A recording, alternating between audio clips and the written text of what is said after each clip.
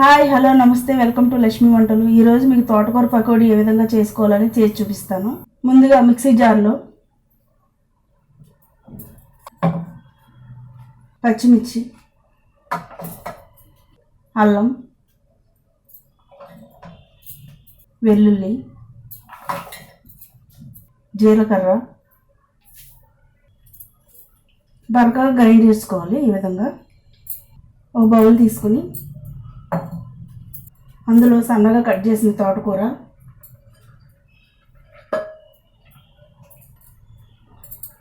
శనగపిండి, 2 స్పూన్లు బియ్యం పిండి, 1/2 స్పూన్ పసుపు, సరిపడా సాల్ట్, మిరియాల పొడి 1/2 స్పూన్, గ్రైండ్ చేసుకున్న దాన్ని వేసుకోవాలి.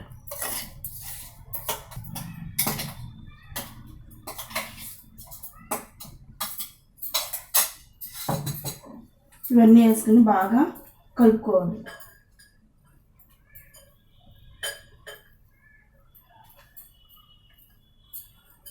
ఇందులో నీళ్లు ఎక్కువ వేయకూడదు, ఎందుకంటే ఇందులో తోటకూరలో మనం కడిగినప్పుడు వాటర్ ఉంటుంది, దానితో ఇది చెమ్మగా ఉంటాయి కాబట్టి ఇది వాటర్ చూసుకుని వేసుకోవాలి. ఇది గట్టిగా కలుపుకోవాలి. అంతగా అవసరమైతే కొద్దిగా వేసుకుని కలుపుకోవాల్సి వస్తుంది.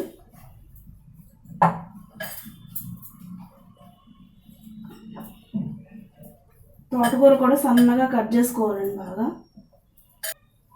చూసారండి, సరిపోయింది వాటర్. ఈ విధంగా గట్టిగా కలుపుకోవాలి. పాన్ పెట్టుకుని ఫ్రై చేసుకోవడానికి ఆయిల్ వేసుకోవాలండి.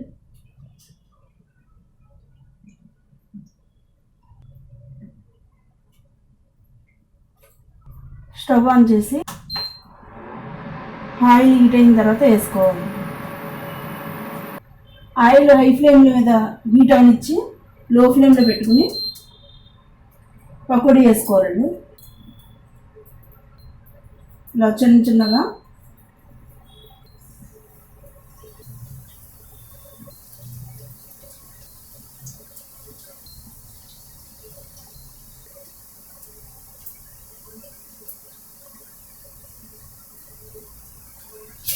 ఇప్పుడు లో ఫ్లేమ్లో పెట్టి వేస్తున్నాం కదండి, ఇప్పుడు హై ఫ్లేమ్లో పెట్టుకోవాలి.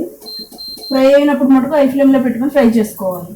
మనం వేసినప్పుడు చేతి మీదకి ఆవిరి వస్తుంది, వేడి వస్తుంది కాబట్టి లో ఫ్లేమ్లో పెట్టుకొని వేసుకోవాలి.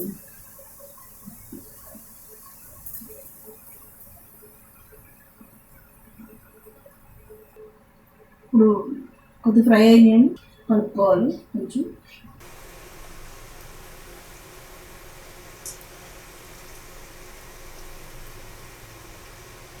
ఫ్రై అయిపోయినాయండి, తీసి వేరే బౌల్లో తీసేసాను.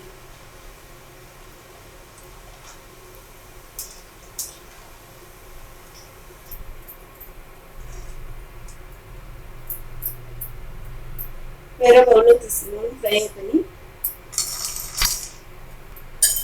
మళ్ళీ పిండిని కొద్దిగా తీసుకొని పకోడీలా కలిగేసుకోవాలి.